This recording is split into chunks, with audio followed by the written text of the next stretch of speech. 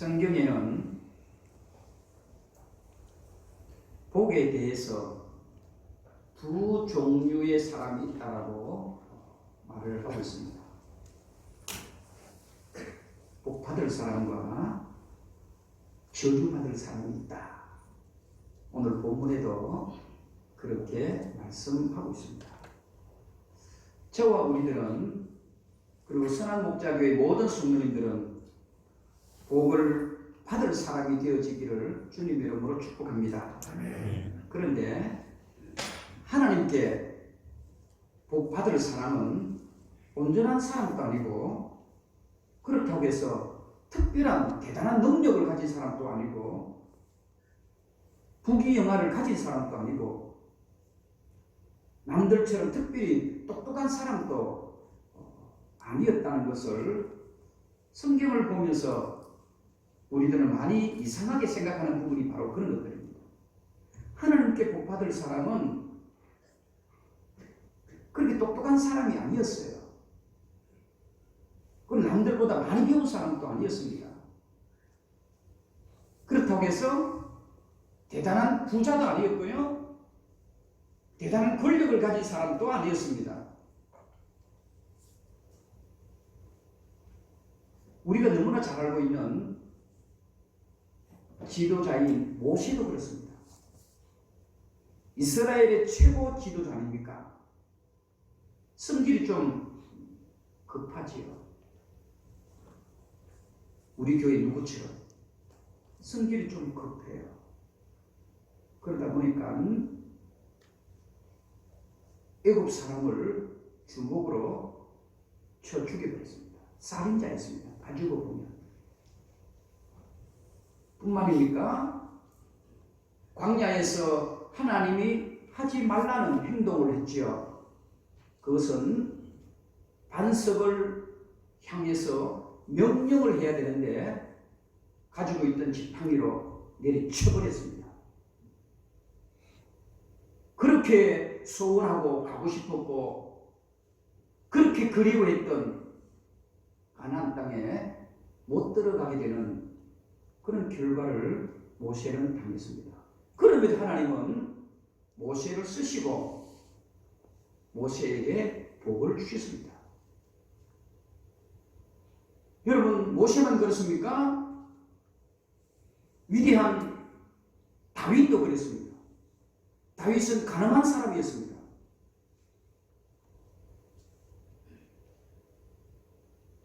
그리고 이 다윗은 살인의 죄까지 저질렀던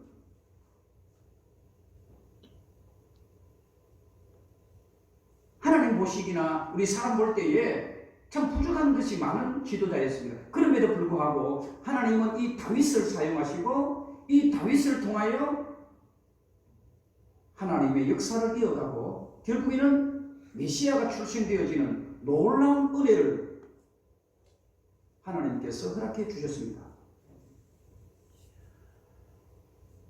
신약에 와서는 베드로도 그렇습니다. 베드로 역시 이미 잘 아시는 것처럼 성질이 세상 말로 말하면 좀 더러워요.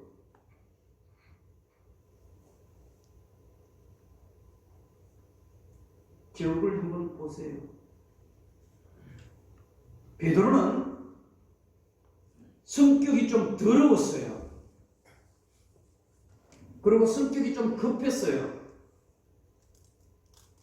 그리고 감정에 잘 치우치는 사람이었습니다.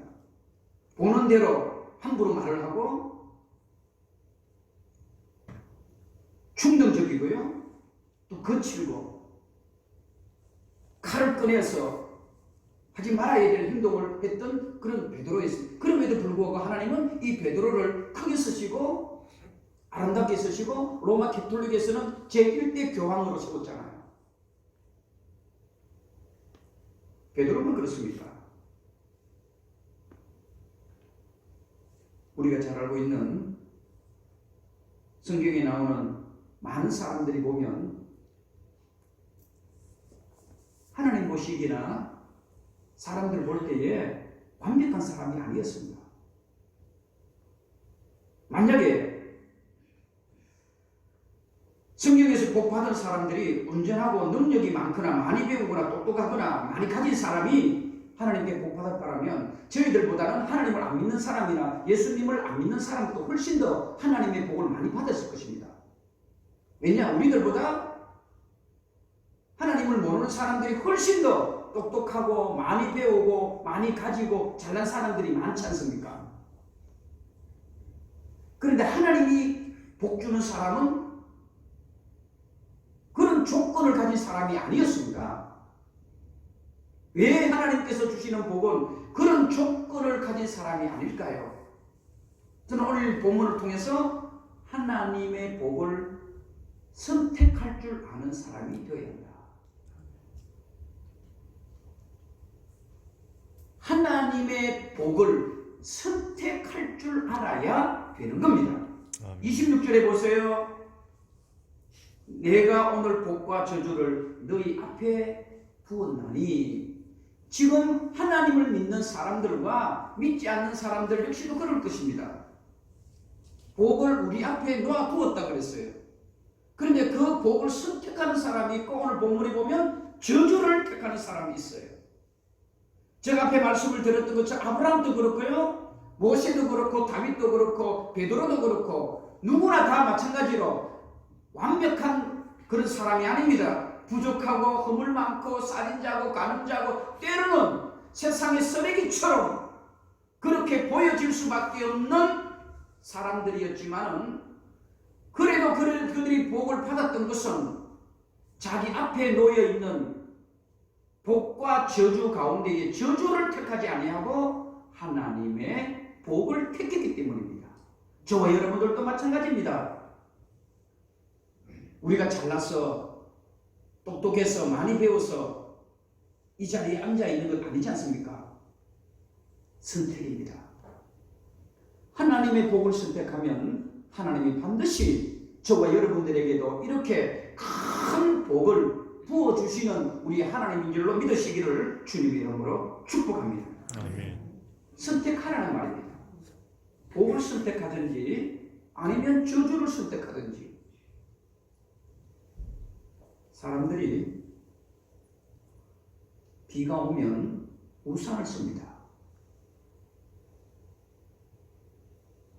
날씨가 추우면 두꺼운 옷을 입습니다. 왜 그렇습니까? 비를 안 맞고 감기에 안 걸리기 때문입니다. 그게 지혜입니다. 똑똑한 사람입니다. 하나님을 믿는 우리들도 그렇습니다. 하나님의 복을 받으려면 비 올 때 우산을 쓰는 것처럼 선택을 해야 하는 겁니다. 비 온다고 여러분 다 비 맞는 것 아니지 않습니까? 춥다고 다 감기에 걸리는 거 아닙니다. 비 오면 우산을 선택하면 되는 겁니다. 추우면 두꺼운 옷을 입으면 되는 겁니다. 지금 날씨가 조금 여러분들 몸에 더우세요? 추우세요? 겨울 옷을 입고 여러분 덥다라고 하면 안 되지 않습니까? 또 뭐예요? 여름 옷을 입고 추워요 그러면 안 되지 않습니까? 우리가 무엇을 선택하느냐에 달려있다. 하나님께 복 받을 사람은 오늘 본문에 분명히 하겠습니다. 복과 저주를 내 앞에 두었나니 너는 복을 선택할지니라. 아멘. 그런데 우리 인생들은 저주를 선택해요. 왜? 그게 좋아 보이거든요. 그게 맛있어 보이거든요. 그걸 선택하면 내가 평생 행복할 것 같거든요. 그게 영원할 것 같거든요. 모든 것을 가진 것 같거든요. 저주는 바로 그런 식으로 우리들에게 다가오는 겁니다. 하나님과 우리와의 관계도 그래요. 에덴 동산에서 사탄 마귀가 아담과 하와를 유혹했습니다. 선악과를 먹으면 너도 하나님처럼 된다. 여러분, 하나님처럼 된대요. 여기에 우리가 유혹 안 될 사람이 있으세요? 100만 원 투자하면 1억이 하루 만에 주겠다는 거예요. 안 넘어갈 사람이 있으세요? 오늘 주일 예배 가지 말면 내가 1000만 원 줄게. 여러분, 이 유혹에 안 넘어갈 사람 있으세요? 목사인 저도 아마 이 정도 큰 유혹이면은요, 우리 부목사님이 오늘 설교하고 저는 그 유혹에 넘어갔을 수도 있을 수 있겠다라는 생각을 해봅니다.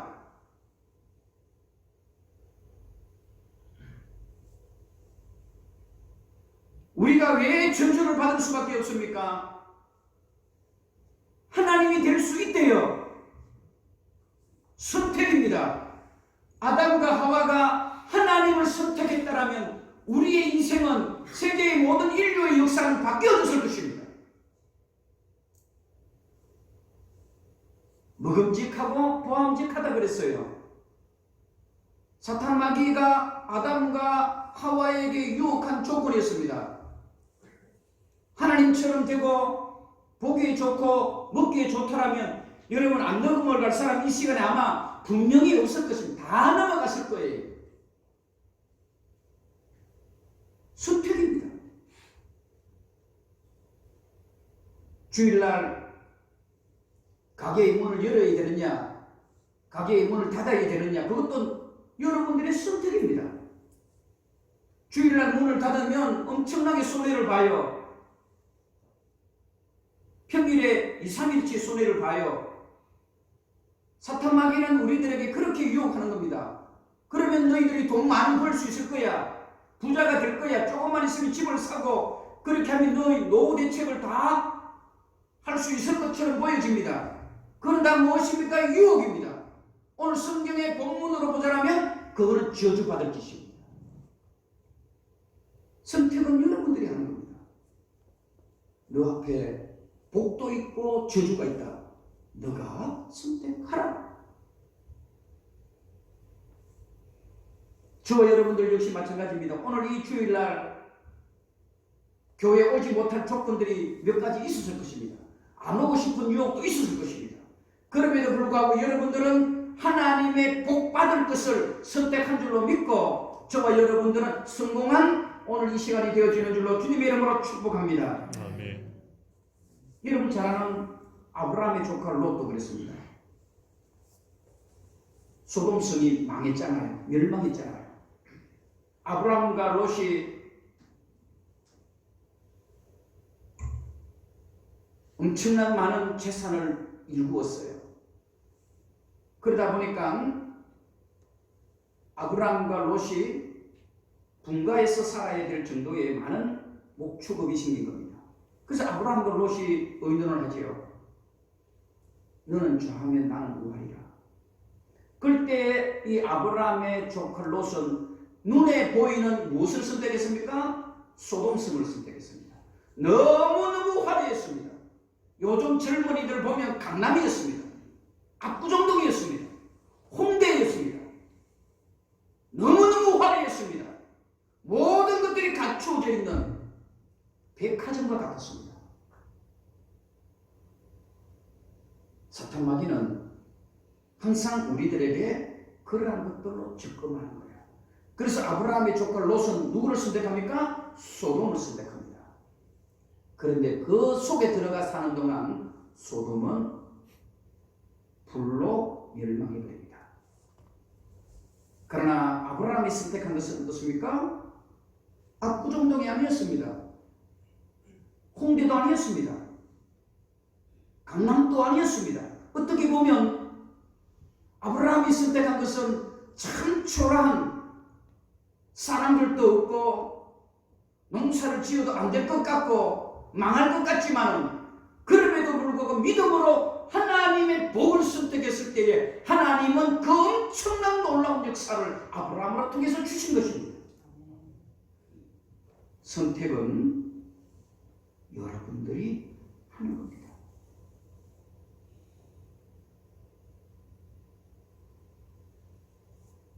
예수님의 제자 가룟유다도 그랬습니다.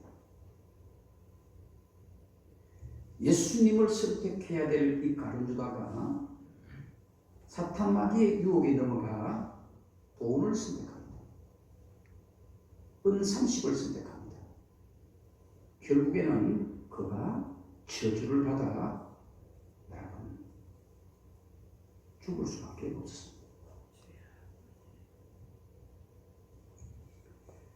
같은 설교를 들어도요, 은혜를 받는 사람이 있어요. 똑같은 설교를 들어도 상처를 받는 사람이 있어요. 선택은 여러분들이 하는 겁니다.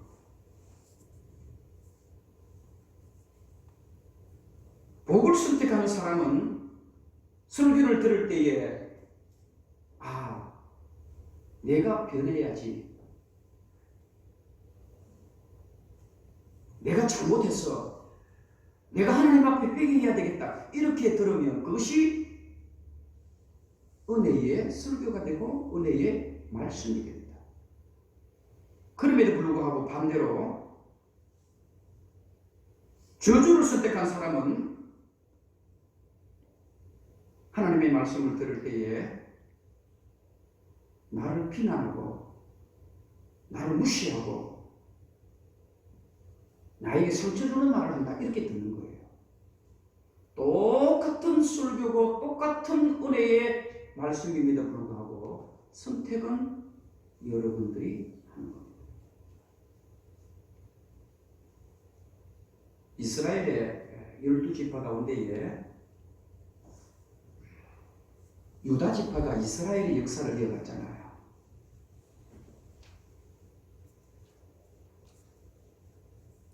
따지고 보면 이 유다라고 하는 지파의 삶을 보면 그렇게 대단한 지파는 아닙니다. 따지고 보면 어떻게 보면 요셉의 지파가 훨씬 더 우리가 알고 있는 것처럼 위대하고 이스라엘의 역사를 이어갈 만한 그런 지파가 요셉의 지파인데, 하나님은 요셉의 지파를 버리시고 유다 지파를 이어가는 것을 보게 됩니다. 왜 그렇습니까? 유다가 잘나서 그런 것 아닙니다. 똑똑해서 그런 거 아닙니다. 여러분, 창세기 37장에 보시면 요셉이가 형제들의 미움으로 통해서 애굽으로 팔려가게 되고, 결국에는 팔려가기 전에 죽임을 당할 위기가 닥쳤습니다. 그때 이 유다가 큰 역할을 합니다. 형제들에게 이 요셉이를 죽이지 말자. 왜 하나님께서 12지파 가운데에 유다 지파보다 훨씬 더 훌륭한 지파가 많음에도 불구하고 왜 하나님께서는 이 유다 지파를 하나님의 역사의 가장 중심에 두었을까요? 바로 창세기 37장에 여러분 바로 그런 다른 형제들, 12형제 가운데 다른 형제들은 요셉이를 죽이자 그랬어요. 흔적도 남기지 말자 그랬어요. 그럼에도 불구하고 이 유다는 그러지 말자. 유다를 요셉이를 살려두자. 그 하나의 선택 때문이었어요. 다른 형제들은 다 죽이기를 원했어요. 아버지를 속여서 흔적도 남기지 말자 그랬어요. 여러분 이미 잘 아시는 것처럼 아버지는 속은 겁니다. 야곱은 죽은 줄 알았잖아요. 그런데 유다의 설득력으로 통해서 이 요셉이는 살아 있었습니다. 그래서 어떻게 합니까? 이 요셉이가 애굽에 가서 국무총리가 되잖아요. 그 역할을 누가 했습니까? 바로 이 유다라는 형제가 한 겁니다. 하나님은 그를 복을 주시는 거예요. 선택입니다. 유다는 요셉이를 죽이지 말자는 쪽에 선택을 한 겁니다. 다른 형제들은 어때요? 요셉이를 죽여서 흔적도 남기지 말자고 하는 것을 선택했습니다. 하나님께 복받은 사람이 왜 그렇습니까? 유다였습니다. 왜? 그런 일의 선택을 했기 때문에 그렇습니다. 저와 여러분들도 마찬가지입니다. 신앙생활하면서 많은 것들을 선택해야 될 사건들이 있을 것입니다. 저와 여러분들은 하나님께 복받을 일들을 선택할 수 있기를 주님의 이름으로 축복합니다. 아멘.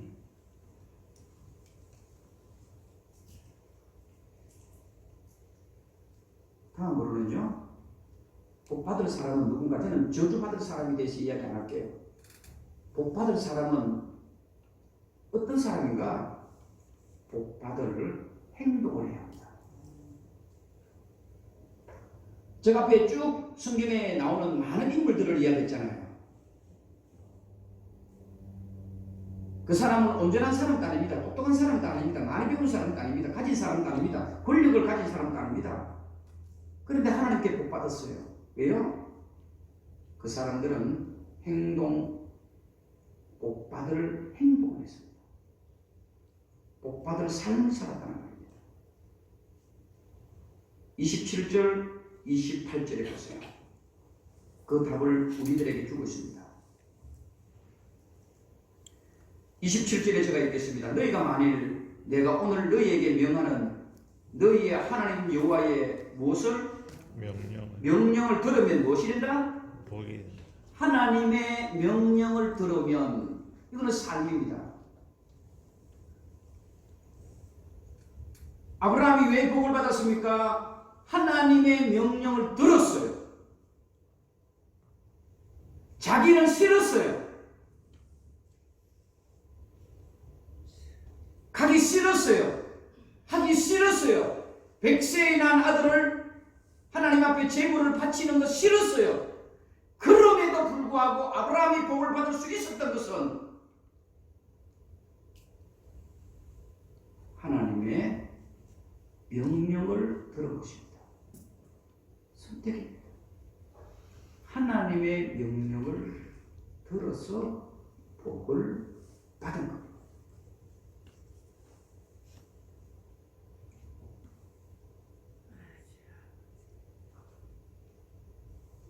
읽지는 않았습니다만은 32절에 보시면 내가 오늘 너희 앞에 베푸는 모든 규례와 법도를 너희는 지켜 행하라고 했어요. 신명기에서 제일 많이 나오는 단어죠. 요즘 새벽기도 때 우리가 보는 내용입니다. 하나님의 명령과 규례와 법도를 지켜 행하라. 모세가 가나안 땅에 들어가기 전에 고별설교가 신명기거든요. 그러니까 고별설교니까 얼마나 간절하겠냐 말입니다. 얼마나 진실하겠냐 말입니다. 유언과 같은 설교거든요. 안 빠지는 성경 말씀이 바로 하나님의 명령과 규례와 법도를 지켜 행하라. 그리하면 하나님이 너희들을 지켜주실 것이다. 그는 복을 받을 사람은요, 하나님이 기뻐하는 행동을 해야 돼요. 행동을 해야 돼요. 제가 오늘 설교 제목이 로얄 패밀리라고 했어요.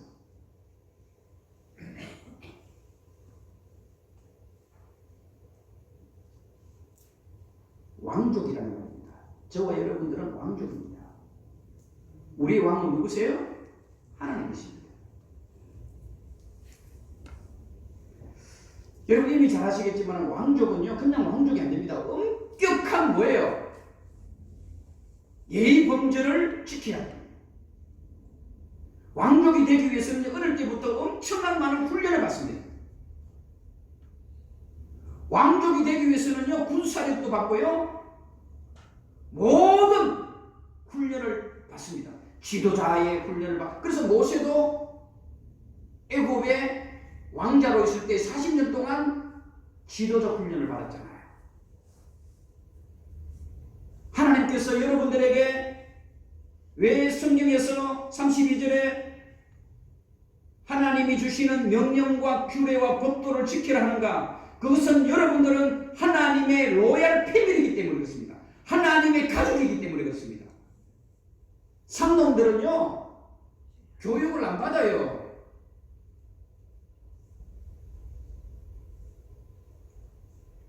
노예와 종들은 교육을 안 시키잖아요. 왜 하나님께 복 받을 사람은 하나님의 명령과 규례와 법도를 지켜야 하는가? 그거는 여러분들은 하나님의 로얄 패밀리이기 때문입니다. 하나님의 아들이고 하나님의 자녀들이기 때문에 우리들이 그런 훈련을 받아야 되는 거예요. 하나님은 이 시대에 저와 여러분들은 종과 노예처럼 살기를 원하지 않으세요. 하나님의 자녀들처럼 온 우주의 주인이신 만왕의 왕이신 그분의 아들처럼 그분의 자녀들처럼 그분들의 하나님의 백성들로 살기를 원하셔서 그래서 하나님은 규례와 법도를 지켜야 하는 거예요.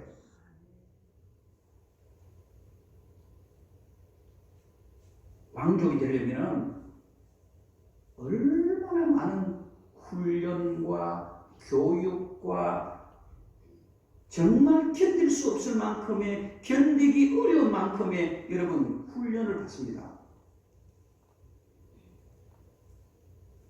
하기 싫은 공부도 해야 되고 하기 싫은 군수훈련도 해야 되고 예의 범절도 배우잖아요. 무엇이 되기 위해서는? 왕족이 되기 위해서는 하나님의 로얄 패밀리가 되기 위해서는 하나님의 명령과 규례와 법도를 배워야 하는 겁니다. 흔히 우리들 주변에 요즘은 그런 분들이 없죠. 끔땡땡 씻고 다니는 사람 있잖아요. 이 상놈들이 하는 거예요. 이거는 뭐예요? 못 배운 애들이 하는 거예요. 예의 범절이 없어서 그래요. 요즘 이런 젊은이들 없지요? 많지. 없어요. 담배 꼬라먹고 이래 다니는 어른들 앞에서도. 그거는 스스로가 나는 뭐예요? 상놈이고 나는 노예고 나는 종이라는 모습입니다. 부끄러운 줄 아셔야 돼요. 그거 자랑스럽게 생각하거든요. 아무리가 시대가 변해도 그거는요 예의 범절이 없는 자기 부모를 욕하는 거예요. 자기 엄마 아버지를 욕보이는 거잖아요. 그렇잖아요.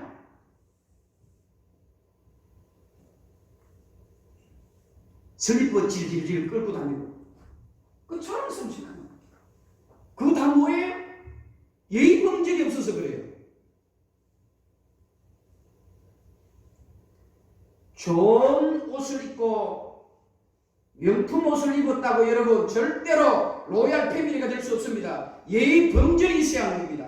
하나님을 믿는 백성들도 예의 범절이 있어야 하는 겁니다. 하나님이 기뻐하시는 예의 범절은 뭐예요? 하나님의 명령을 지키는 거예요. 하나님의 법도를 지키는 거예요. 하나님의 규례를 지키는 거예요. 그런 자에게 하나님은 복을 주시는 겁니다. 아멘. 아멘. 하나님의 로얄 패밀리가 아무나 되는 거 아닙니다. 하나님은 그래서 우리들에게 하나님의 법도와 규례와 명령을 지키라 하는 거예요. 그 명령을 지키고 그 명령대로 살아가는 자가 하나님의 자녀가 되는 겁니다. 하나님의 가족이 되는 거예요. 예배 시간에도 앉았다면 잠만 자는 것은 그건 예의 범절이 없는 거예요. 누구에게? 목회자에게. 집에서 주무세요. 제가 우리 교회 십자가에 똥똥 치는 거 없잖아요. 죄 없잖아요. 저는 이런 것들을 별로 안 좋아해요. 사실.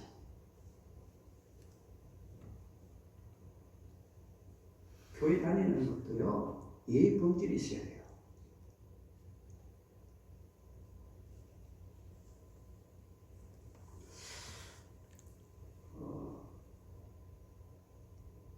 제가 꼭 여러분들에게 추천해 주고 싶은 책이 있습니다.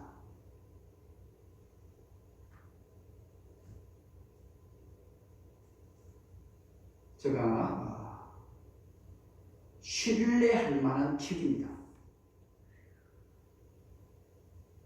성공하기를 원하는 부모님들은 반드시 이 책을 사셔야 됩니다.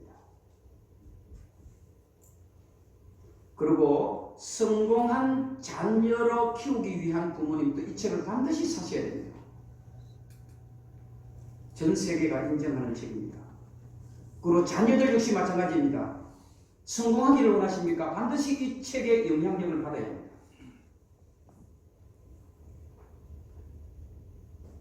바로 부자 아빠, 가난한 아빠라는 책입니다. 밥 한 끼 안 먹으면 살 수 있는 책입니다. 여러분들의 인생을 바꿀 수 있습니다. 물론 하나님의 말씀은 아니지만 큰 도전을 받을 수 있는 책입니다. 제가 신뢰하면서 추천하는 책입니다. 부자 아빠, 가난한 아빠, 로버트 기요사키라고 하는 저자입니다.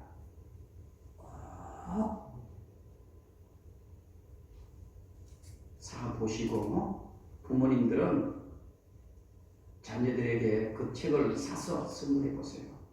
정말 그 책을 제대로 읽고 제대로 이해한다면 여러분 엄청난 변화의 삶이 되어질 것입니다. 그 책에 보면 이런 말이 있습니다. 부자는 세습이 되고 가난도 세습이 된다 그래요. 그 책에 보면 이런 내용이 있습니다. 자녀들에게 하는 말입니다. 부모가 자녀에게 얘야 돈 많이 벌어라. 그런데 꼭 좋은 일에 써라.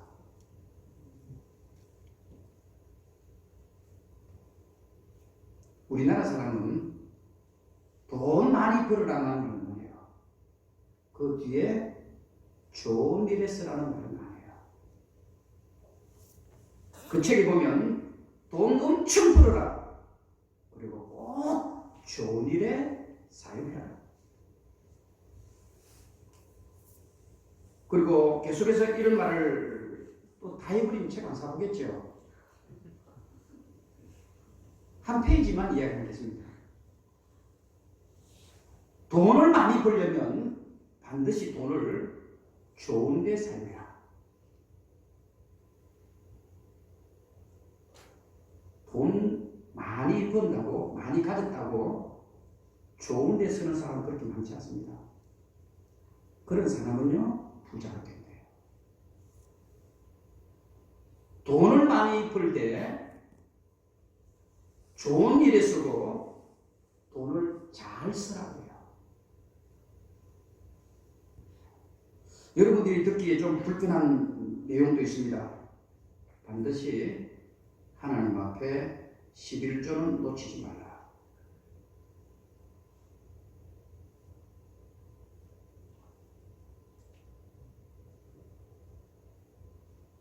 그리고 사회단체에 기부하는 것을 놓치지 말라.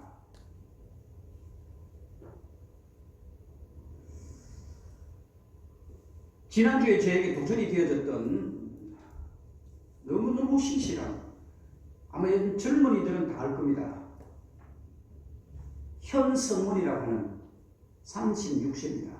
인터넷 강의로 저희 교회에 이런 청년들이 나올 거라 저는 기도하고 있습니다. 주차님.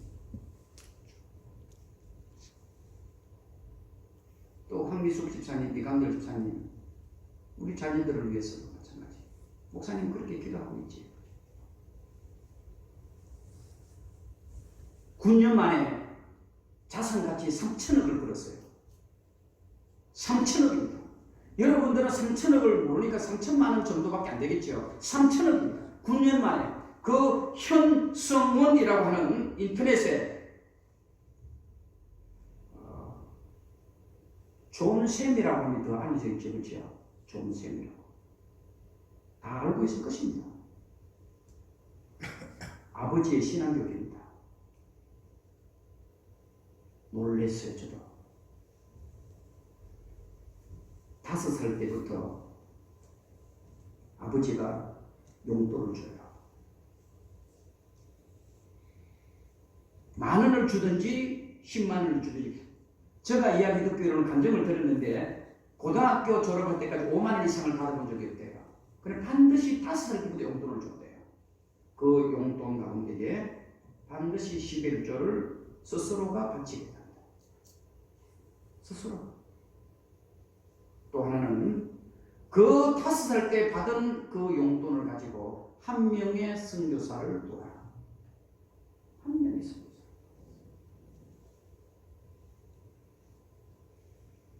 그런데 공부도 잘했어요. 그런데 대학에 자꾸 떨어지는 거예요.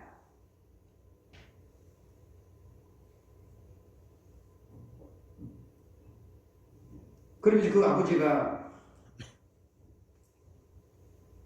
항상 빠지지 않고 가르치는 것은 너가 받은 용돈에 대해서 장부를 만들어라. 1,000원을 쓰든지 100원을 쓰든지 반드시 기록해라. 용돈에 대한 사유주입니다. 신앙교육이었습니다. 자기가 원하는 대학에 또 떨어지고 또 떨어졌지만은 5살 때부터 이런 신앙교육을 받은 이 현성훈이라고 하는 이분은 나는 하나님이 반드시 크게 쓸 거야. 그리고 아버지가 이런 교육을 시켰다고 합니다. 너는 하나님 앞에 크게 될 사람이니까 5살 때부터 말하는 것, 행동하는 것 함부로 하지 마라. 하나님이 너를 쓸 때에 흠이 되지 않도록. 친구들이 놀러 가는 것을 이해를 못했대요. 이 친구는 교회 가서 노는 게 가장 행복했다고 합니다. 우리들과는 너무 거리가 멀지요, 그렇죠? 반대잖아. 우리는 교회를 억지로 오잖아요. 노는 것은 세상이 좋고 하나님께 복을 받을 사람은 누구냐 이 말입니다. 100억을 기부했습니다. 100만 원이 아닙니다. 36세인데 100억을 기부했습니다. 그리고 3천억의 자기 소유의 재산을 가지고 3천억입니다.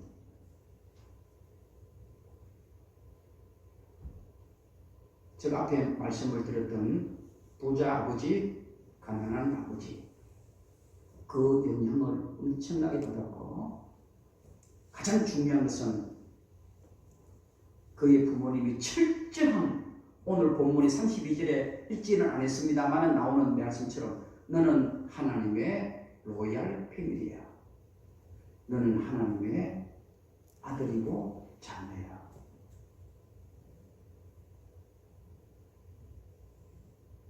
엄청나게 엄격하게 그렇게 신앙 교육을 가르치는데 지금은 그렇게 행복할 수가 없다. 말씀을 해주려고 합니다. 신앙이 좋다는 것은 무엇입니까? 교회에서 종과 노예처럼 사는 것, 그거 신앙 좋은 거 아닙니다. 신앙이 좋은 사람은요, 하나님의 로얄 패밀리처럼 하나님의 명령과 법도와 규례를 지키면서 살아갈 때에 그 신앙이 진짜 신앙입니다. 교회 일을 하다 보면 가끔씩 노예처럼 종처럼 그렇게 일하는 사람이 있어요. 한편으로는 그것이 충성이라 생각하지만 저는 그렇지 않습니다. 그건 충성이 아닙니다. 그건 노예들이 하는 거고 상인들이 하는 겁니다. 진정한 충성은 하나님의 로얄 패밀리처럼 규례와 법도와 질서를 지키는 거예요. 지켜가면서 충성할 때에 하나님께 복을 받습니다. 저는 우리 모든 성도님들이 복과 저주가 여러분들 앞에 놓여 있을 때에 우리들은 하나님이 주실 복을 선택할 수 있기를 바라고, 이 목회자의 철학은 어디에 있습니까? 우리는 하나님을 모를 때는 종과 노예처럼 살았습니다. 상놈처럼 그렇게 살았습니다. 예의도 없고 버릇도 없고 어른도 몰라보고 껌을 찔찍 씹고 침을 뱉고 호주머니에 손을 넣고 이렇게 살 수밖에 없던 우리 인생들을 하나님은 우리를 버리지 아니하시고 하나님의 로얄 패밀리로, 하나님의 가족으로, 하나님의 삼아 주셨습니다. 그러면 삼놈처럼 예의 범절 없이 행동하지 마시고 하나님의 명령과 하나님의 법도와 하나님의 규례를 잘 지켜서 잘 훈련받아서 우리의 영원한 왕이시고 만왕의 주이시고 만주의 주이신 하나님의 자녀답게 살아가시는 저와 여러분이 되어지기를 주님 이름으로 축복합니다. 아멘.